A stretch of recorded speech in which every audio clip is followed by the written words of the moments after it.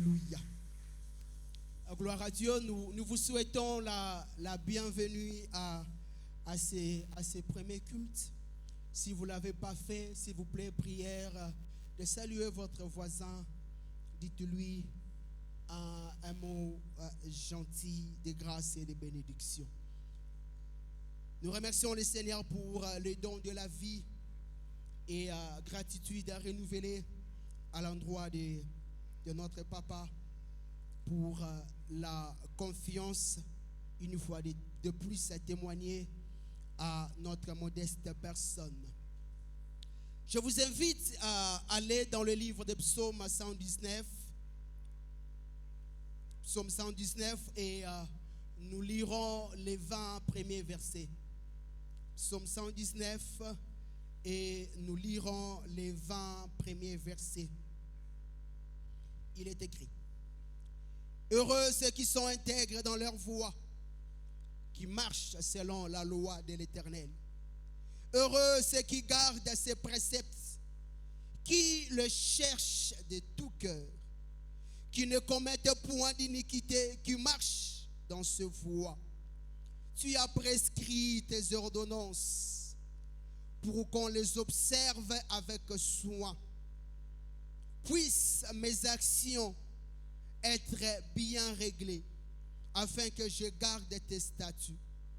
Alors que je ne rougirai point à la vue de tes commandements, de tous tes commandements. Je te louerai dans la droiture de mon cœur, en apprenant les lois de la justice. Je vais garder tes statuts. Ne m'abandonne pas entièrement. Comment le jeune homme rendra-t-il pur son sentier en se dirigeant d'après la parole? Je te cherche de tout mon cœur. Ne me laisse pas égarer loin de tes commandements. Je serre ta parole dans mon cœur afin de ne pas pécher contre toi. Béni sois-tu, ô Éternel. Enseigne-moi tes statuts. De mes lèvres, j'énumère toutes tes sentences de ta bouche. Je me réjouis en suivant tes préceptes, comme si je possédais tous les trésors. Je médite tes ordonnances. J'ai tes sentiers sous les yeux. J'ai fait mes délices de tes statuts. Je n'oublie point ta parole. Fais du bien à ton serviteur pour que je vive et que j'observe ta parole. Ouvre mes yeux pour que je contemple les merveilles de ta loi. Je suis un étranger sur la terre. Ne me cache pas tes commandements. Verset 20. Mon âme est brisée par les désirs qui toujours la portent vers tes lois. Parole du Seigneur. Gloire à Dieu. En ce matin, nous, dans la continuité de ce que nous avions commencé ou vu le mois passé, la pédagogie de la souffrance. En ce dimanche, nous allons essayer de voir les ressources de la pédagogie de Dieu. Nous avions dit la fois passée que derrière chaque épreuve, derrière une oppression, opposition, un désert que quelqu'un traverserait, il y a toujours un but de Dieu. Dieu se sert de tous ces événements comme le psalmiste le dit dans ce passage. Je me réjouis lorsque tu me prouves, parce que l'Éternel s'en sert pour enseigner. Mais gloire soit rendue à notre Dieu, puisque lorsque nous traversons une épreuve, une oppression, un désert, une épreuve quelconque, Dieu met à notre disposition les ressources, les moyens nécessaires pour que nous en sortions purs, intègres, et afin que le but de Dieu soit atteint. Et ce matin, nous allons voir une ressource qui s'appelle la parole de Dieu. Quelqu'un peut m'aider à prêcher à son voisin en lui disant, s'il vous plaît, la parole de Dieu est une ressource. La parole de Dieu est une ressource. Lorsque nous avons lu ces 20 premiers versets de Psaume 119, vous allez remarquer qu'il y a plusieurs termes qui renvoient à la parole de Dieu qui sont évoqués. On parle de la loi, du témoignage, les préceptes, ordonnances, commandements, statuts, promesses, jugements, voix de Dieu. Et tous ces termes-là qui sont synonymes ou synonymiques à la parole de Dieu fait référence à la Bible. Ta loi, la loi de Dieu, les statuts de Dieu, les ordonnances de Dieu, les commandements de Dieu. Il était en train de traverser une épreuve dure dans sa vie, mais il s'est servi de la parole de Dieu afin de sortir victorieux. La parole de Dieu est une ressource indescriptible, riche et enrichissante. De Timothée, le chapitre 3, du verset 15 au verset 17. Paul, écrivant à son fils Timothée, il lui dit, dès ton enfance, tu connais les saintes lettres. Et ces saintes lettres peuvent te rendre sage à salut par la foi en Jésus-Christ. Et au verset 16, Paul lui dit, toute écriture est inspirée de Dieu et utile. 1. Pour enseigner. 2. Pour convaincre. 3. Pour corriger. Et 4. Pour instruire dans la justice. Et le verset 17 nous donne la conséquence, ce qui arrive lorsque la parole de Dieu est appliquée, est utilisée comme guide ou ressource dans l'épreuve. Il est écrit, afin que l'homme de Dieu, afin que l'enfant de Dieu, afin que celui qui est éprouvé soit accompli et propre à toute bonne œuvre. Dans ce texte, nous voyons la parole de Dieu être utilisée pour accomplir 4 choses dans la vie de Timothée et dans la vie de tout enfant de Dieu. Dieu nous donne sa parole, premièrement pour nous enseigner. Enseigner, c'est transmettre une vérité, communiquer une connaissance, faire connaître à quelqu'un la voix de Dieu. Lorsque nous sommes dans l'épreuve, l'Éternel se sert de sa parole pour nous enseigner, pour nous faire connaître quelle est la volonté de Dieu. Parce que celui qui est dans l'épreuve, il est comme dans un carrefour. Il y a plusieurs voies qui se présentent devant lui. Et la personne a besoin de connaître la volonté de Dieu. Et cette volonté, nous la découvrons au travers de la parole. Deuxièmement, l'apôtre dit, c'est pour convaincre. Convaincre, c'est le fait de réfuter quelque chose. Dans ce monde où il y a des faux enseignements, lorsque quelqu'un est dans l'épreuve, il y a plusieurs sollicitations. Il y a des tentations qui viennent. Il y a des offres qui sont données. Nous avons besoin de la parole de Dieu pour réfuter tout ce qui ne vient pas de Dieu. Nous le verrons lui-même, nous verrons plus loin. Jésus lui-même comme le modèle parfait, conduit dans le désert, alors qu'il venait de jeûner, de passer 40 nuits, 40 jours dans le jeûne. Le diable est venu lui proposer. Mais Jésus a utilisé la parole afin de réfuter l'offre de l'ennemi. Troisièmement, partant de ce texte, la parole est là pour corriger, pour redresser, pour remettre sur le bon chemin après avoir commis une faute ou un péché. retrouver dans l'épreuve pour avoir réfuté l'appel de Dieu. Quelqu'un peut se retrouver dans l'épreuve tout simplement parce qu'il s'est éloigné de Dieu. Et Dieu utilise la parole pour corriger, pour redresser, les ramener sur le bon chemin. Rappelez-vous des enfants d'Israël. Dieu a dit, c'est un peuple au cou raide. Et Dieu utilisait la parole pour le ramener sur le bon chemin. En troisième lieu, partant de ce texte, la parole est là pour instruire dans la justice. Instruire, c'est former, c'est éduquer pour mener une vie droite et agréable à Dieu. Dieu utilise la parole pour instruire, pour former, pour éduquer, amener quelqu'un à vivre une vie droite et agréable à Dieu. Et la conséquence de cela, l'apôtre dit, c'est pour que l'homme devienne accompli, pour que l'homme soit équipé afin d'accomplir toutes les bonnes œuvres.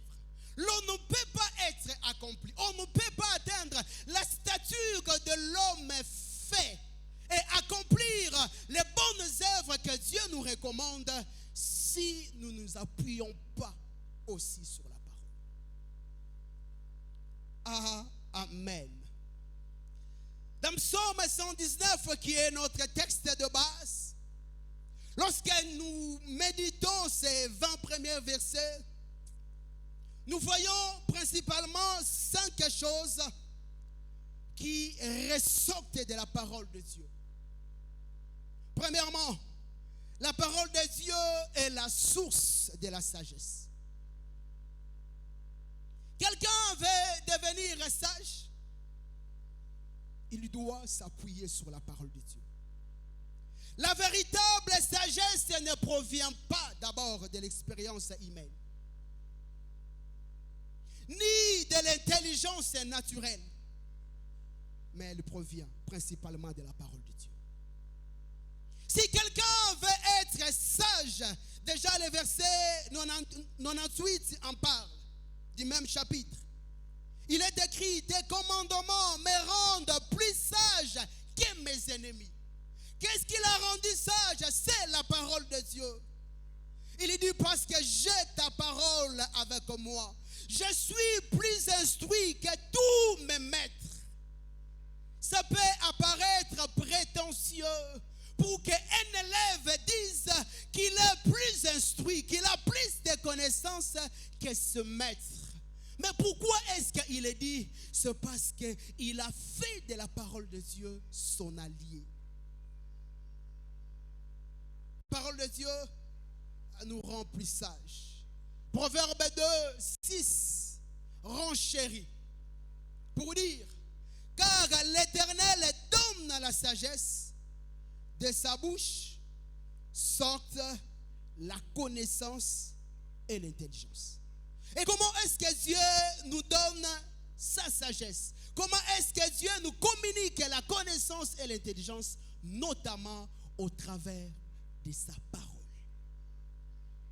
Combien est-ce qu'il est important que nous soyons, que nous puissions aimer la parole de Dieu? Deuxième des choses, nous voyons que la parole de Dieu, c'est le chemin de la sainteté. Chemin de la sainteté. La parole de Dieu purifie les croyants et l'oriente vers une vie conforme à la parole de Dieu. Nous avions dit la fois passée que l'Éternel permet l'épreuve pour nous purifier. Et cette purification passe notamment au travers de la parole.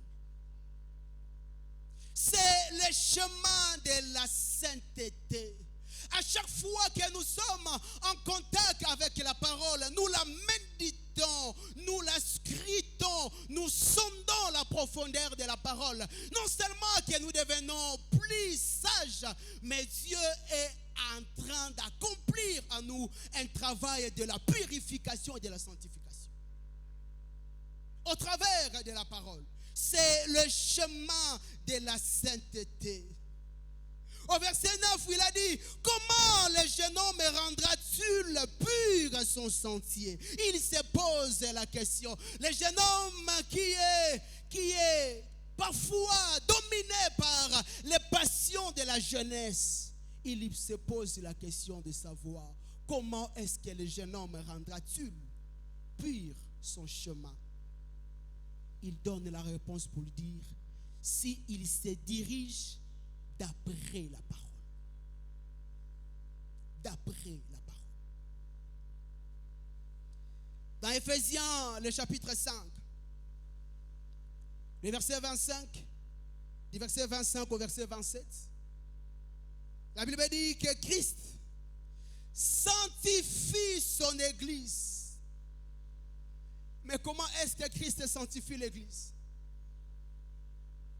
Par sa parole. L'Église qui doit être sans ride, ni tache, ni rien de semblable.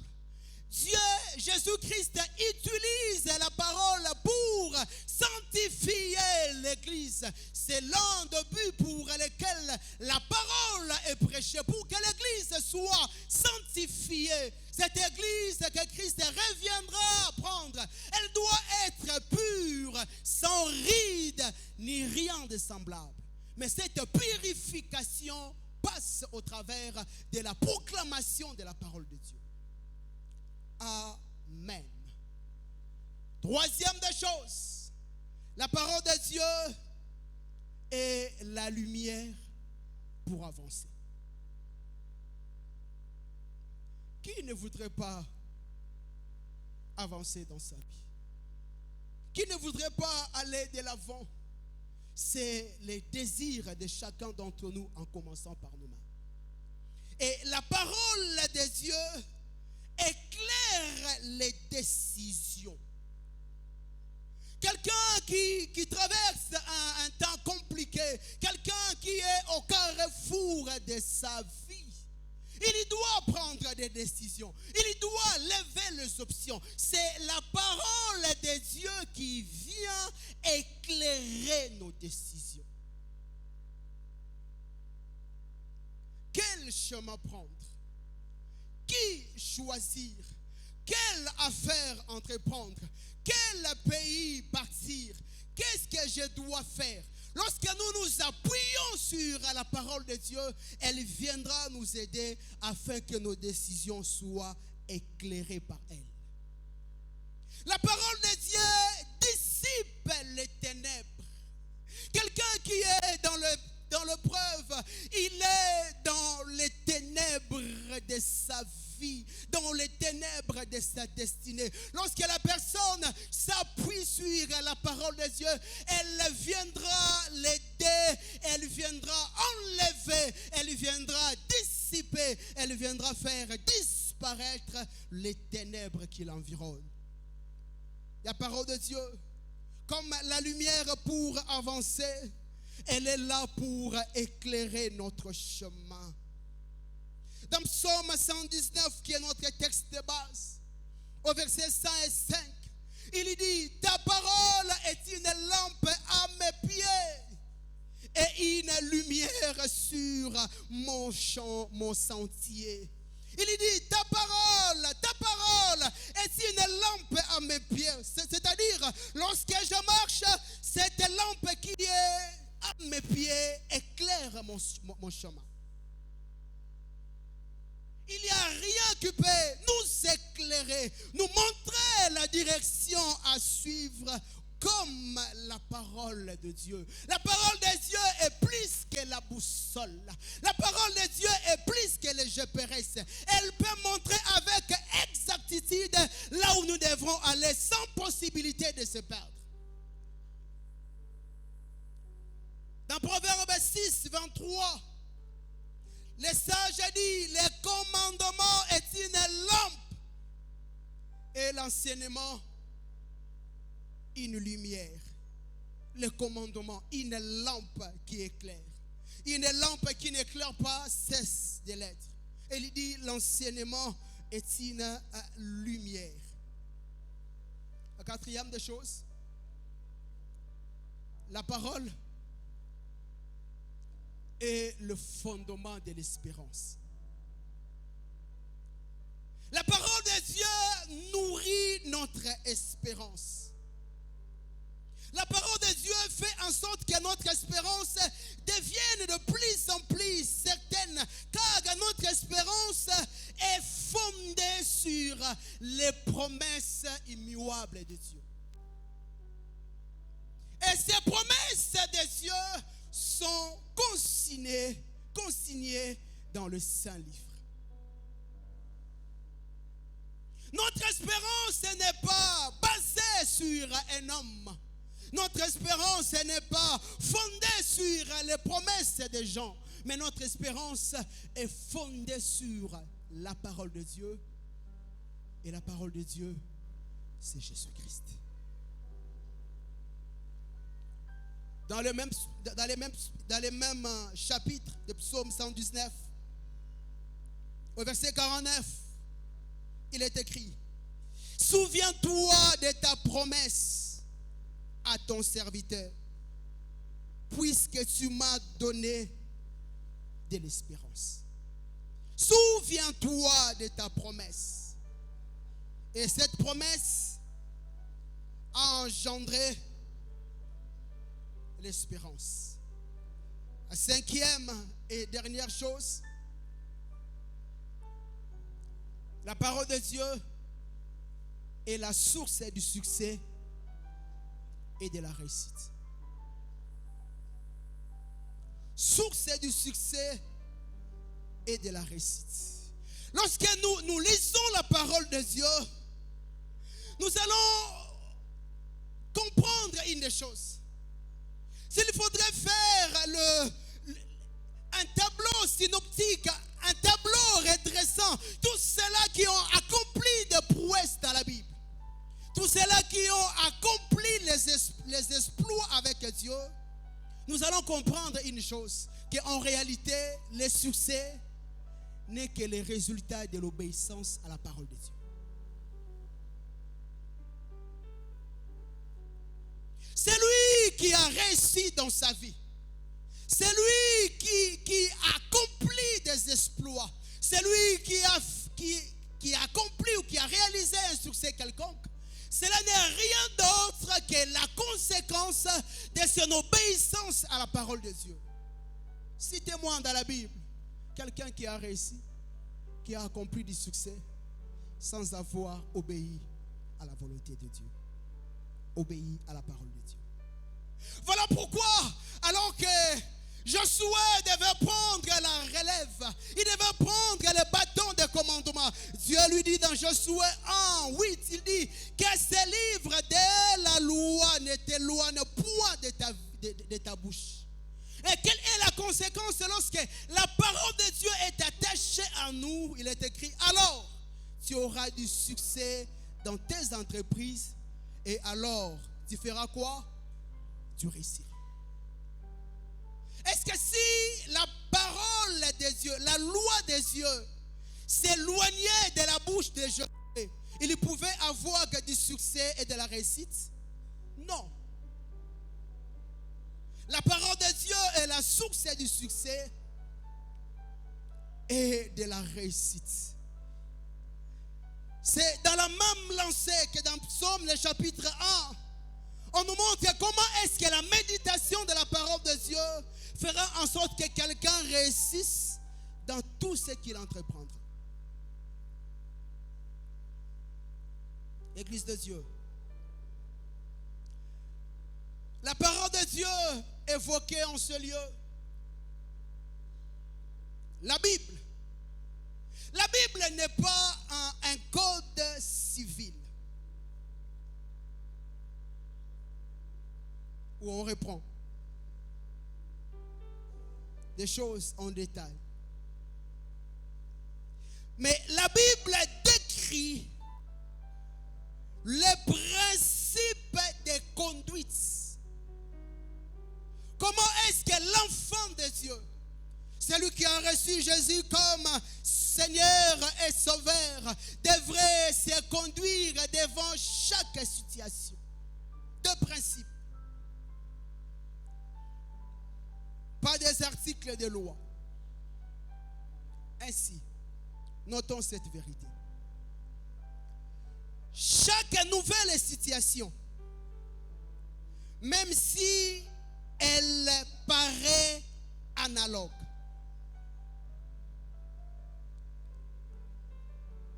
votre identique, ça paraît identique aux circonstances déjà connues, nous avons besoin de consulter l'Éternel. Je répète. Chaque nouvelle situation, même si elle paraît analogue, identique, similaire aux circonstances déjà connues, nous avons besoin de consulter la parole de Dieu pour avoir l'orientation de Dieu. De Samuel, le chapitre 5, 17 à 25. Les Philistins ont attaqué David.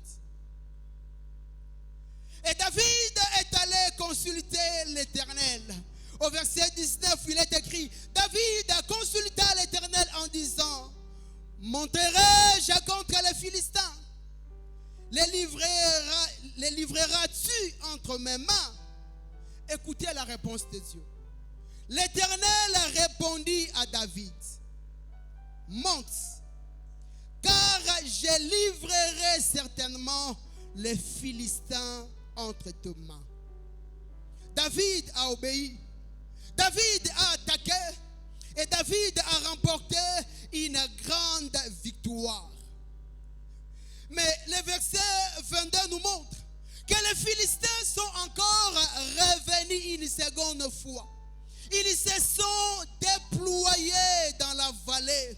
Bien que David avait vaincu les Philistins, c'est le même ennemi, c'est la même armée qui a attaqué David. Mais David ne s'était pas appuyé sur l'expérience passée. Il ne s'était pas appuyé sur la réponse passée de Dieu. Le verset 22 dit, David consulta encore l'Éternel. Et cette fois-ci, Dieu lui dit, s'il ne montera pas, tourne par derrière. Une circonstance analogue, identique. Mais David ne s'était pas appuyé sur l'expérience passée. David est allé consulter l'Éternel. Et David a suivi exactement les instructions de Dieu. Autrefois, Dieu lui avait demandé de monter.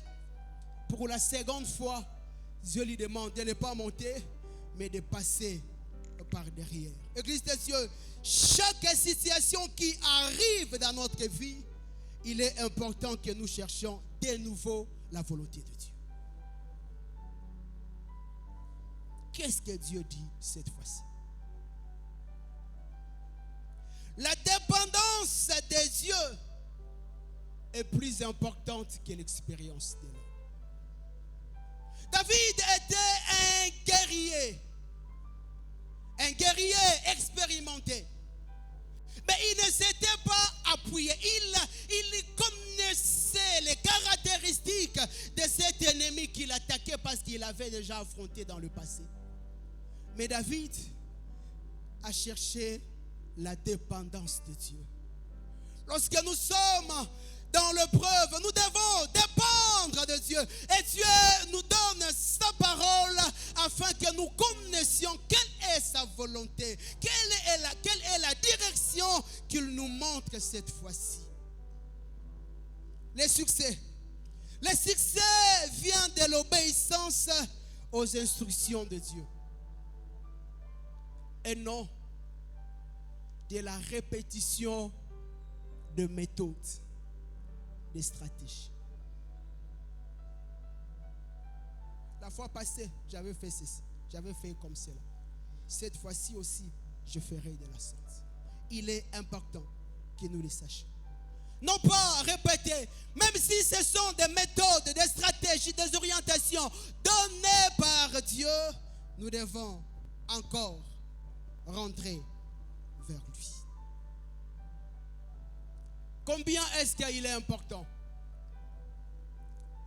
de connaître la parole de Dieu? Parce que dès la conception, lorsque Dieu a créé l'homme, Dieu a voulu que l'homme puisse les connaître.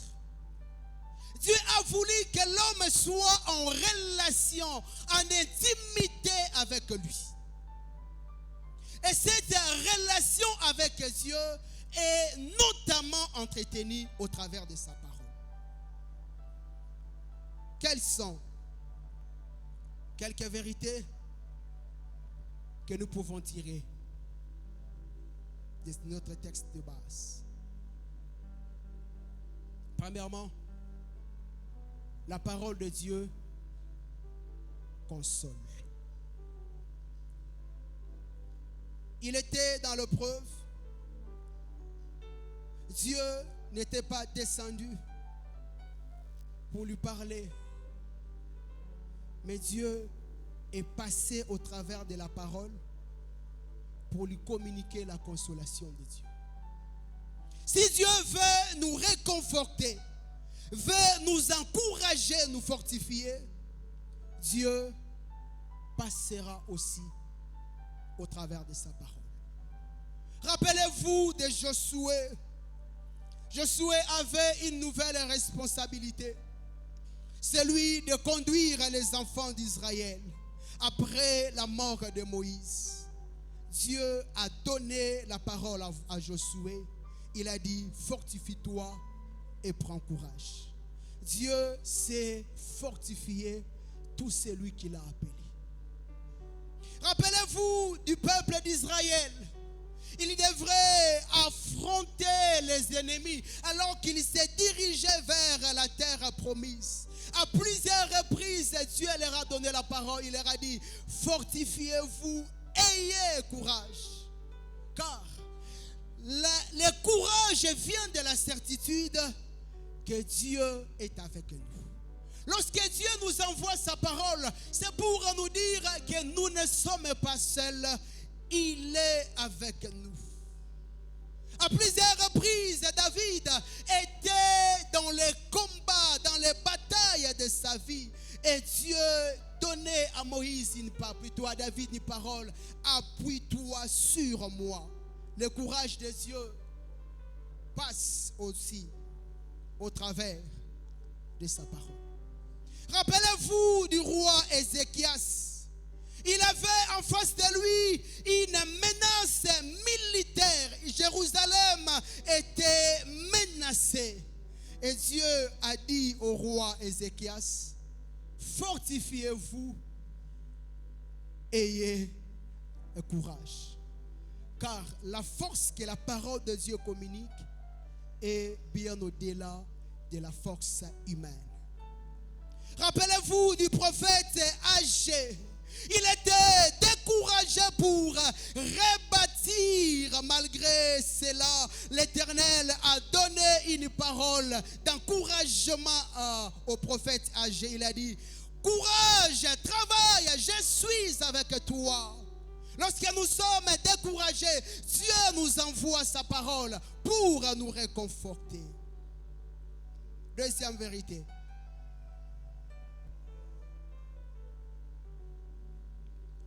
À savoir, l'obéissance à la parole de Dieu doit être totale.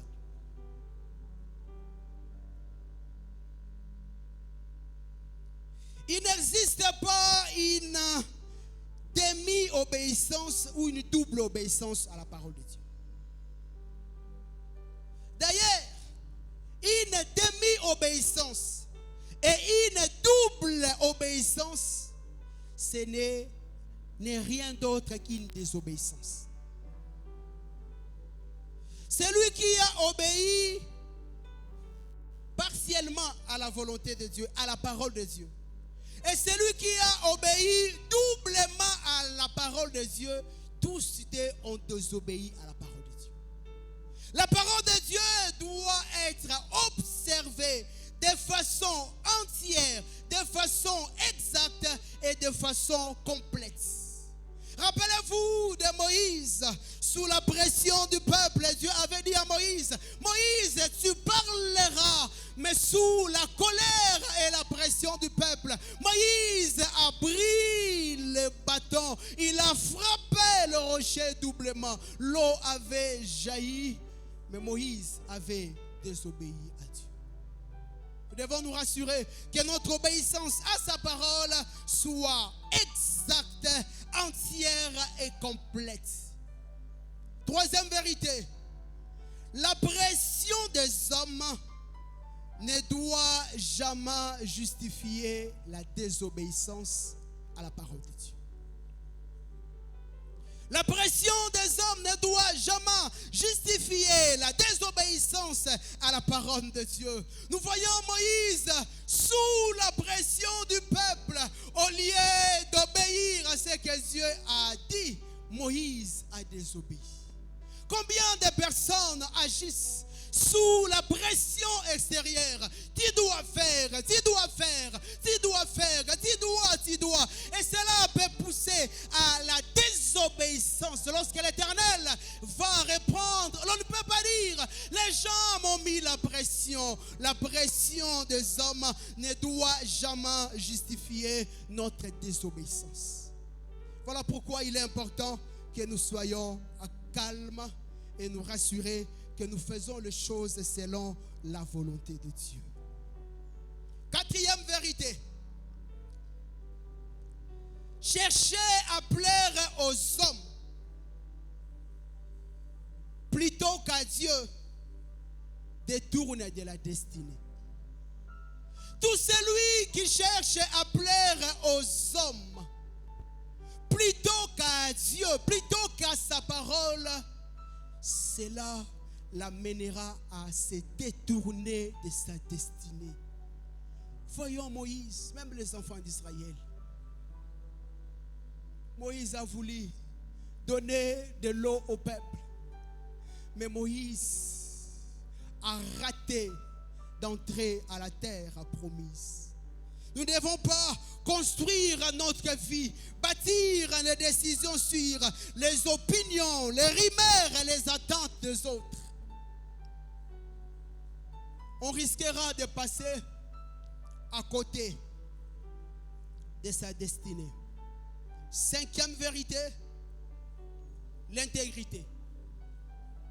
L'intégrité consiste à marcher selon la parole de Dieu. Il n'y a pas une définition théologique de l'intégrité qu'on nous prêche ensemble, à laquelle Dieu nous invite.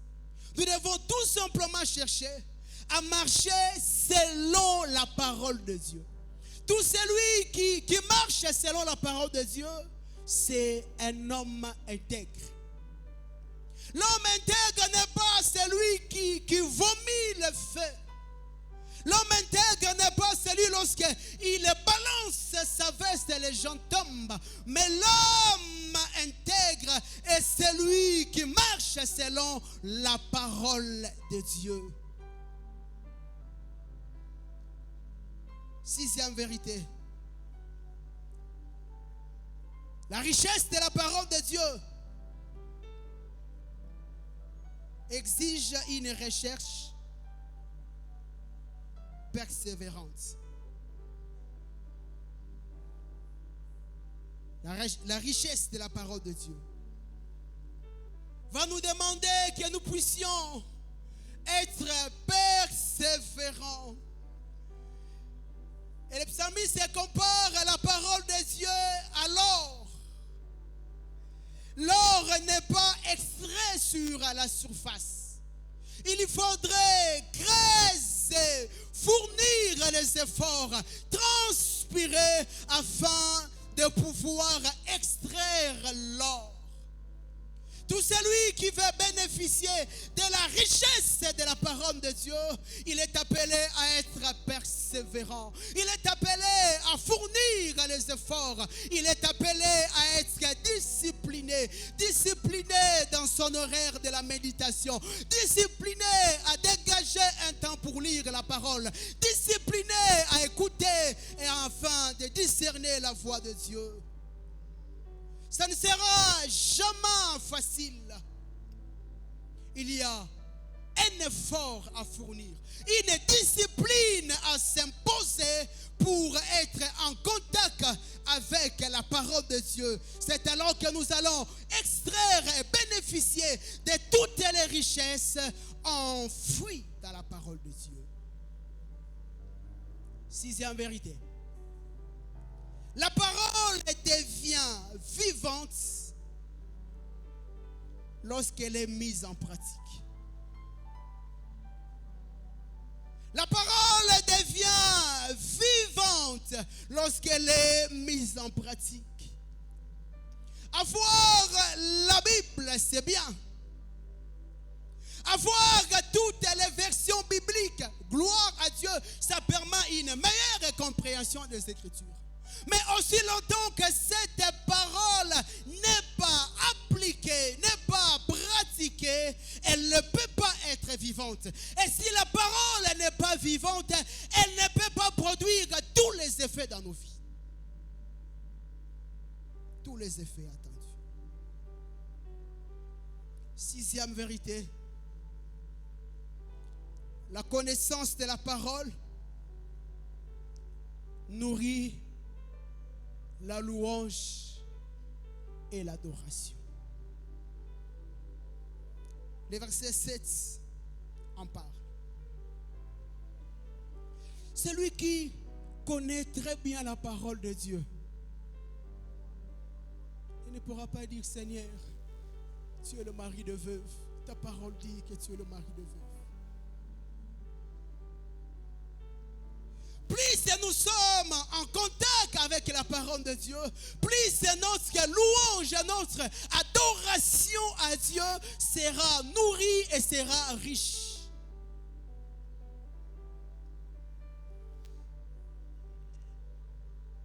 On peut clairement voir lorsque quelqu'un loue Dieu, lorsque quelqu'un adore Dieu, si la personne est un lecteur de la parole, c'est un amoureux de la parole, on sait d'emblée voir une différence dans la manière de louer et d'adorer Dieu. Il y a des gens, lorsqu'ils se mettent à louer Dieu, vous avez même l'impression de dire: Seigneur, ce que lui l'a dit là, c'est ce que je voulais dire. Tu as envie même de te taire pour dire: Seigneur, j'ai dit amen à ce que lui l'a dit. Mais pourquoi est-ce qu'il loue très bien, il adore très bien le Seigneur? Parce que sa louange et son adoration sont nourries par la parole de Dieu. Dernière et neuvième chose pour citer. La communion avec Dieu est réservée à ceux qui gardent sa parole. La communion avec Dieu est réservée à ceux qui gardent sa parole. L'intimité, la proximité avec Dieu ne résulte pas seulement de la connaissance intellectuelle des Écritures, mais d'une vie d'obéissance à Dieu. Église de Dieu, Jésus, notre modèle par excellence, il a passé 40 nuits, 40 jours dans le désert. Et après cela, la Bible dit qu'il fut conduit dans le désert pour être tenté. Et lorsque le Satan s'est présenté devant Jésus, Satan est venu avec « il est écrit ». Il est écrit. Mais à chaque « il est écrit », Jésus avait des répliques. Et ces répliques-là ne venaient pas de quelque chose d'autre si ce n'est de la parole de Dieu. Et Jésus nous présente là les modèles à suivre. Nous nous retrouverons dans le désert. Nous nous retrouverons dans les temps difficiles. L'une des ressources que Dieu nous donne pour faire face à la tentation, pour faire face à l'épreuve, pour réfuter les propositions du diable, les envoyés du diable, les recommandations sataniques, c'est sa parole. Est-ce que sommes-nous les amis de la parole de Dieu? Il a dit à Josué que ce livre de la loi ne s'éloigne point de ta bouche, mais médite-le jour et nuit. C'est alors que tu auras du succès. Alors que nous avons les yeux fermés, chacun d'entre nous va faire un examen de sa vie de méditation de la parole. Combien de gens sont tombés tout simplement puisqu'ils ne connaissaient pas la vérité de la parole face à une proposition. Et si vous sentez dans votre cœur que vous avez perdu la vie de la méditation de la parole, que cette richesse n'est plus votre allié, là où vous êtes, levez-vous.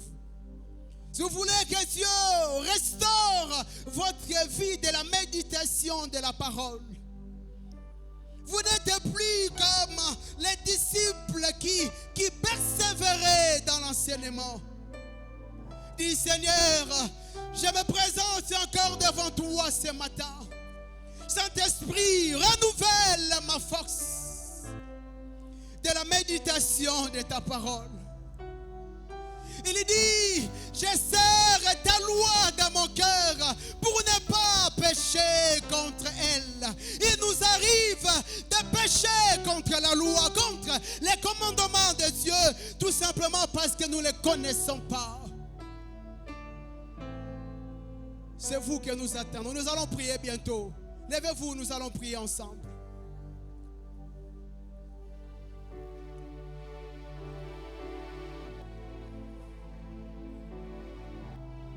Levez votre main. Si vous avez votre Bible, tenez-la à la main et commencez à parler au Saint-Esprit. Le Saint-Esprit va restaurer cette vie de relation, d'intimité, de proximité avec la parole de Dieu. La parole de Dieu, source de la sagesse. La parole de Dieu, la lumière pour avancer. La parole de Dieu qui conduit vers le chemin de la destinée. Saint-Esprit, viens restaure la vie de la parole. Que la parole reprenne toute sa place dans le cœur. Que la parole reprenne toute sa place dans la vie. Que la parole reprenne toute sa place dans nos familles. Que la parole puisse éclairer les décisions. Que ta parole soit la boussole de ton peuple. Si autrefois les décisions ont été prises selon les coutumes, selon les conseils des gens, nous te demandons pardon. Nous prions pour qu'à partir de ce matin, que ta parole prenne toute sa place. Merci Jésus. Merci pour la ressource de ta parole. Toi qui es l'enseignant par excellence, toi qui es le pédagogue, tu te sers de ta parole pour nous enseigner. Tu te sers de ta parole pour corriger. Tu te sers de ta parole pour remettre sur le bon chemin. Tu te sers de ta parole pour instruire. Merci pour ton instruction. Merci pour ta parole. Merci pour les relèvements. Merci pour une saison de grâce.